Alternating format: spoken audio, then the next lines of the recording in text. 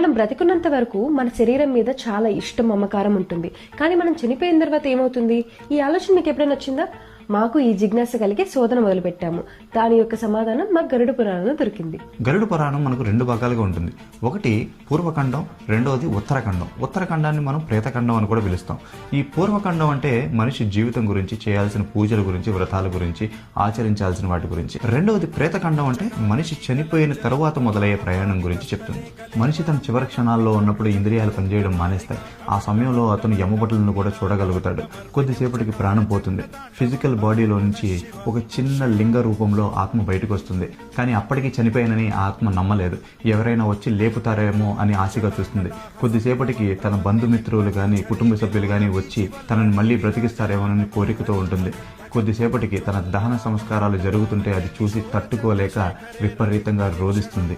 ఆత్మకి తన శరీరం మీదున్న మమకారం దహన సంస్కారాల తర్వాత చిన్నగా పోతుంది. మనిషి చనిపోయిన తర్వాత మొదటి 10 రోజులు చాలా కీలకమైనవి. ఎందుకంటే ఆత్మ విపరీతమైన ఆకలి దప్పికలతో ఉంటుంది.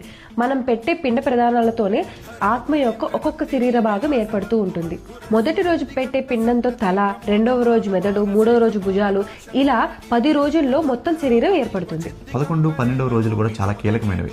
ఎందుకంటే ఆ సమయంలో ఆత్మ ఇంటి చుట్టూతే తిరుగుతూ బ్రతికున్నప్పుడు తానుకున్న ఇంటిని, తనకున్న బంగారాన్ని, సంపాదించిన ఆస్తిని ఇవేవి తన పైకి తీసుకెళ్లలేనని, ఇక తన ఇంటిని, తన వారిని అందరినీ వదిలేసి పైకి వెళ్లిపోవాల్సిన సమయం వచ్చిందని చింతిస్తూ ఆ 2 రోజులు పెట్టిన ఆహారాన్ని పూర్తిగా తిని తన ప్రయాణానికి కావాల్సిన శక్తినంతా కూడా తీసుకుంటుంది. ఇక చివరిగా 13వ రోజు, దాన్ని మనం పెద్ద కర్మగా కూడా పిలుస్తాం.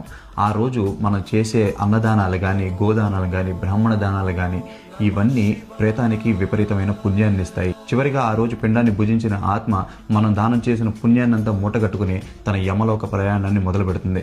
మన మానవ కాలం ప్రకారం ఆ ప్రయాణం 1 సంవత్సరం పాటు సాగుతుంది. కొంతమంది ఈ మహాప్రయాణాన్ని మొత్తం 43 రోజులుగా కూడా చెప్తారు. అయితే దాని గురించి మనకి గరుడ పురాణంలో సరైన వచనం లేదు. కాబట్టి దాన్ని మనం 1 సంవత్సర యాత్రగానే చూస్తాం. దానికి తగ్గట్టుగానే మనం మొదటి సంవత్సరం అంతా మాసికాలు కూడా చేస్తాం.